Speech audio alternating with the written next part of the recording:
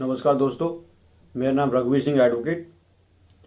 आज मन बहुत दुखी है। इस वीडियो को मैं बनाने का कारण यही है कि कल एसएसपी की जो स्टेटमेंट आई है वो बहुत निंदनीय है और सत्ता के नशे में जो प्रशासन काम करता है वो सीधा साफ दिख जाता है। कैसे तोड़ मरोड़ कर एक वीडियो के माध्यम से उन्होंने स्टेटमेंट दे दी और लोगों से अपील की। घटना क्या थी और उसको किस तरीके से इन्वेस्टिगेशन द्वारा अपाहिज तरीके से उसको पेश किया जा रहा है। घटना जो है वो 21 जनवरी 2022 शाम 3 बजे की है। सौरभ शर्मा, शिवम शर्मा, अनुज शर्मा और 2 अज्ञात व्यक्ति, परिवार वालों का कहना है कि ये उनकी बेटी पिंकी लोधी को अगवा करके ले गए और ले जा करके उसके साथ बलात्कार किया। उसके बाद उसमें गोली मार दी। बहन पिंकी का शव ट्यूबवेल में पड़ा हुआ मिला, वो जो महेंद्र शर्मा का ट्यूबवेल है वहां पर। और घर वालों का कहना है कि इसमें महेंद्र शर्मा की भी मिली भगत है। घटना जो है वो छतारी थाने की है। डिवाई थाने से फोन पहुंचता है शाम को 7 बजे कि आपकी बेटी के साथ ऐसे ऐसे हो गया है, ये घटना घट गई है। और ये घटना जो स्थल है यहीं पर सारी घटना घटी है महेंद्र शर्मा के ट्यूबवेल पर। पुलिस इस केस में घटना के बाद पोस्टमार्टम के बाद में, पोस्टमार्टम से पहले जो पंचनामा की प्रक्रिया होती है वो अभी तक साफ नहीं पता चल रहा है कि पंचनामा हुआ है नहीं हुआ, उसमें किसके साइन है, कौन कौन वहां पर मौजूद है जिसमें पंचनामा हुआ है। और उसके बाद में पोस्टमार्टम के तुरंत बाद आनन फानन में उसका अंतिम संस्कार कर दिया रात को। घर वालों का कहना है कि पुलिस का पूरा फोर्स था, पूरा प्रेशर था कि इसको जल्दी से जल्दी आग लगा दो इसमें और जल्दी से जल्दी इसका अंतिम संस्कार कर दो, वरना हिंदू रीति रिवाज के साथ में किसी भी व्यक्ति का मरण पर उपरांत रात को अंतिम संस्कार नहीं होता है। और पुलिस ने अपने बचाव को देखते हुए और एविडेंस और सामने ना इसको देखते हुए उसका अंतिम संस्कार करा दिया। उसके बाद पीड़ित परिवार ने प्रार्थना पत्र दिए, उन पर कोई सुनवाई नहीं हुई, कोई कुछ भी सुनवाई नहीं हुई। इस केस में मैं आपको बता देता हूं, पुलिस ने 2 एफआईआर लिखी हैं। एक एफआईआर नंबर 16 2022 और एक नंबर 15 जो दोनों ही छतारी थाने द्वारा लिखी गई हैं। अब आपको बता दूं, जो 21 तारीख में जो 15 नंबर है वो 21 तारीख में लिखी गई है और जो 16 नंबर है वो 22 तारीख में लिखी गई है। 15 जो तारीख में लिखी हुई एफआईआर है जो 21 तारीख में जो लिखी हुई है जिसका नंबर 15 है, सॉरी माफी चाहूंगा, उसमें जो सेक्शन है 302 है, केवल 302। और इन्होंने घटना को वहां पर उस तरीके से मोड़ दिया कि वहां पर केवल एक ही व्यक्ति था, सौरभ शर्मा, और सौरभ शर्मा ने ही उसका गोली मारकर मर्डर किया है। और उसको उपचार के बाद में पता चला कि उसके ब्लेड के निशान थे या जो भी था, उसके बाद उसको जेल भेज दिया। उसके बाद में एक एफआईआर दोबारा होती है दूसरे दिन। उसमें घर वालों ने और अन्य अभियुक्तों का नाम लिया है, जो शिवम शर्मा, अनुज शर्मा 2 अज्ञात व्यक्ति और महेंद्र शर्मा को भी दोषी बताया है, जो कि पुलिस ने अभी तक इसमें कोई उनके प्रति कोई कार्रवाई नहीं की है। अब जो ये एफआईआर है, सबसे मेन बात ये है, जो ये एफआईआर है इसमें भी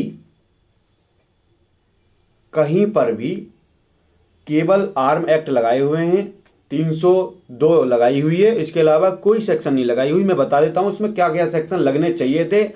पुलिस ने इन्वेस्टिगेशन के दौरान कितनी ढील बरती और प्रशासन अपनी नाकामियों को छुपाने के लिए क्या क्या किया। एसएसपी साहब ने एक स्टेटमेंट दे दी, उसको प्रेम प्रसंग बता दिया। और प्रेम प्रसंग क्या होता है मैं आपको एसएसपी साहब को बता देता हूं कि होना क्या चाहिए था एक्चुअली में और पुलिस ने किया क्या है। सबसे पहली बात है, जो इसमें आई हुए हैं उनको सस्पेंड होना चाहिए और एसएसपी को करना चाहिए सस्पेंड।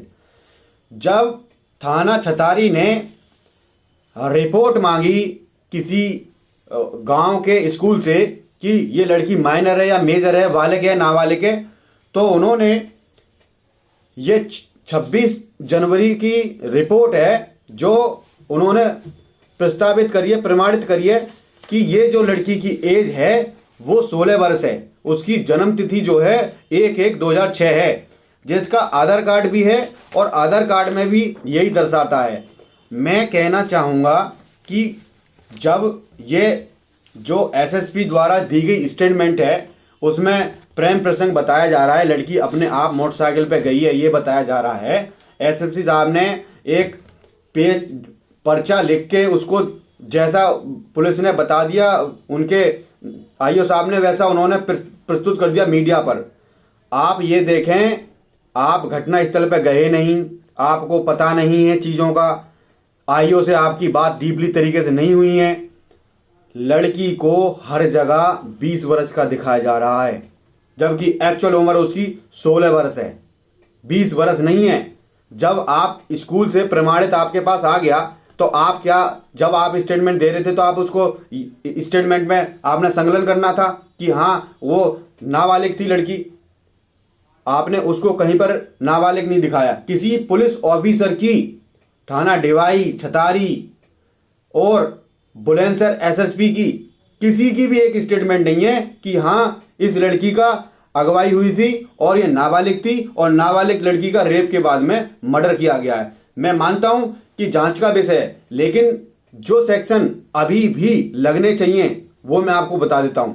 सबसे पहली बात है, अगर लड़की माइनर थी तो पॉक्सो एक्ट लगेगा। पॉक्सो एक्ट अभी तक भी किसी पुलिस ऑफिसर ने ना तो घर वालों को बताया है ना मीडिया को बताया है, किसी को भी नहीं बताया कि पॉक्सो एक्ट लगना चाहिए या नहीं। क्यों? क्योंकि ये अपनी नाकामियों को छुपा रहे हैं। पॉक्सो एक्ट उसी समय एफआईआर के समय ही लगना चाहिए था जब आपके पास बॉडी रिकवर हुई। आप आइडेंटिफाई करना चाहिए था आपको कि एक्चुअल एज क्या है। वो किसी भी तरीके से जो बेटी थी वो ऐसी हालत में नहीं थी कि वो गुमशुदा है कहीं या कैसी ऐसी वो है कि उसको पता नहीं था लोगों को कि ये कहाँ से लड़की है कहाँ से नहीं है। उस गांव वालों को भी पता था ये लड़की कहाँ से है, उसकी लड़की का ननिहाल है वहां पर। एसएसपी साहब को भी पता है इस बात का, तो नहीं बताया गया। अब ना तो ये आइडेंटिफाई किया एफआईआर लिखने से पहले कि लड़की की एक्चुअल एज क्या है, यहीं से सारी कहानी शुरू होती, यहीं से। इतने प्रेशर के बाद, इतने लोगों से कहने के बाद, इतना मैटर को हाईलाइट के बाद इन्होंने दूसरे अभियुक्त को जो है अरेस्ट किया है। उससे पहले भी तो कर सकते थे। पुलिस प्रशासन पे हमेशा क्यों सवाल उठते हैं? इसका कारण यही है कि पुलिस प्रशासन लीपापोती को कर देता है। मैं आपको बता रहा हूं, जितने भी बुलंदशहर के पुलिस ऑफिसर्स हैं, एसएसपी साहब, मैं आपको डायरेक्टली बता रहा हूं कि आप जज नहीं हैं। जज जो हैं वो कोर्ट में बैठे हैं, आप न्याय नहीं कर सकते किसी मैटर में। आपको जांच के लिए अपॉइंट किया गया है सरकार द्वारा, आप निर्णय देने के लिए कुर्सी पर नहीं बैठे हुए। आपने एक स्टेटमेंट आके उसको प्रेम प्रसंग दिखा के और दे के अपनी मीडिया में छुट्टी डिस्चार्ज हो गए, ऐसे डिस्चार्ज नहीं हो सकते।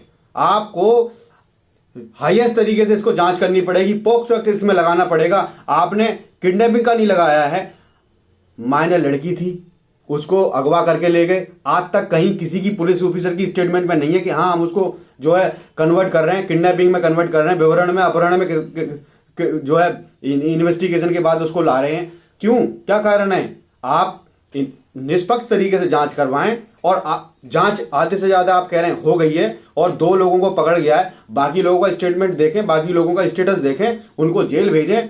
टूवल में ये जो नानी है बेटी की वो बता रही है कि टूवल की चाबी महेंद्र शर्मा से ली गई। महेंद्र शर्मा का टूवल जब ताला लगा रहा था, चाबी क्यों दी गई और चाबी दी गई तो उसका कारण क्या था? ये सारा मैटर कॉम्प्लिकेटेड करने की जरूरत नहीं है। ये एक जांच का विषय है, उसको जांच करके फटाफट जितनी जल्दी हो उसके जनता के सामने रखो कि एक्चुअल जो इंसिडेंट था ये है और इंसिडेंट किस तरीके से दिखाया जा रहा है ये नहीं है। आपने कह दिया कि प्रेम प्रसंग है। क्या कोई लड़का 24 वर्ष का है? आपने और भी केस बहुत देखे होंगे, आप सर्विस में रहे हैं, आप ये बताइए। पुलिस प्रशासन से मैं ये पूछना चाहता हूं कि लड़की अगर 16 वर्ष की है, लड़का 24 वर्ष का है, उसका प्रेम प्रसंग वैलिड है? आप मुझे बताएं।